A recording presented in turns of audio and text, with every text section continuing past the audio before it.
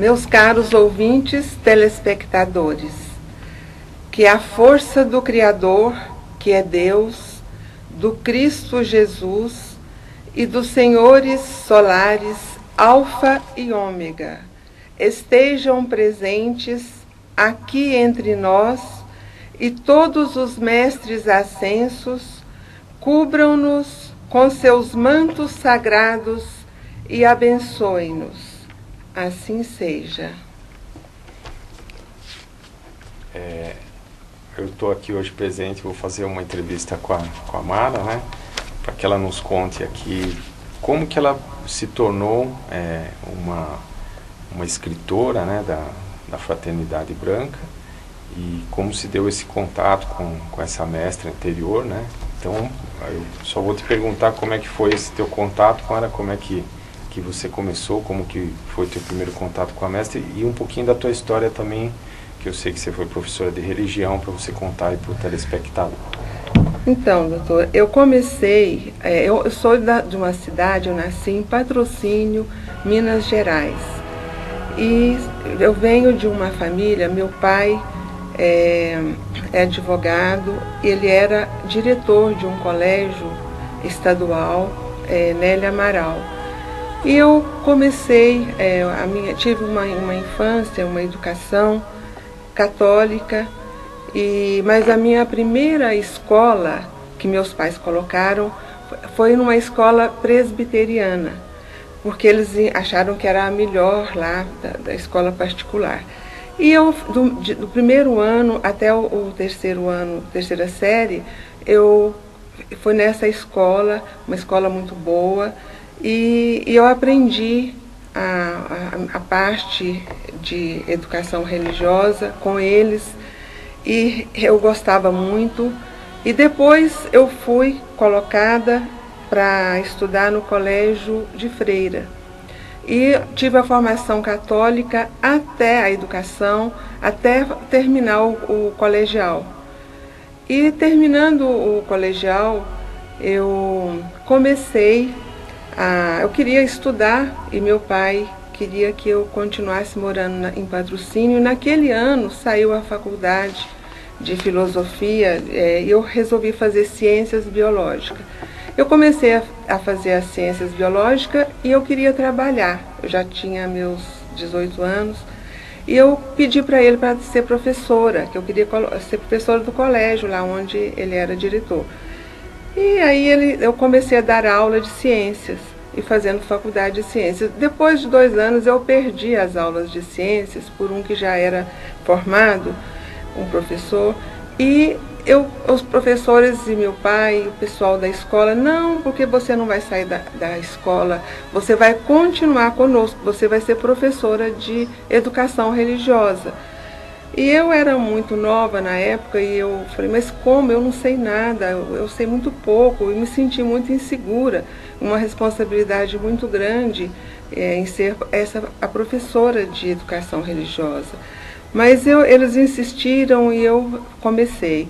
Então, durante 10 anos, eu tive esse privilégio de ser professora de educação religiosa de 5ª a 8ª série. E eu aprendi muito.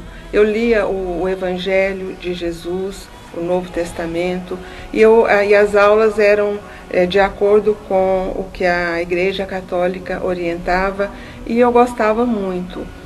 E, bom, quando foi no ano de 1984, eu já era professora de ciências também, e eu fui à noite, eu ia dar aula à noite de ciências, e me deu vontade de assistir uma missa.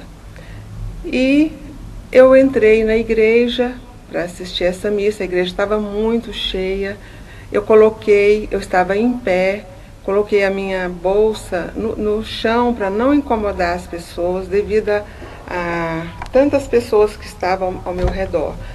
E eu estava lá fazendo as minhas preces, e de repente eu olhei e apareceu na minha frente uma jovem que olhava para mim, eu olhava para ela e eu não estava entendendo. Ela estava com um botão cor-de-rosa na mão.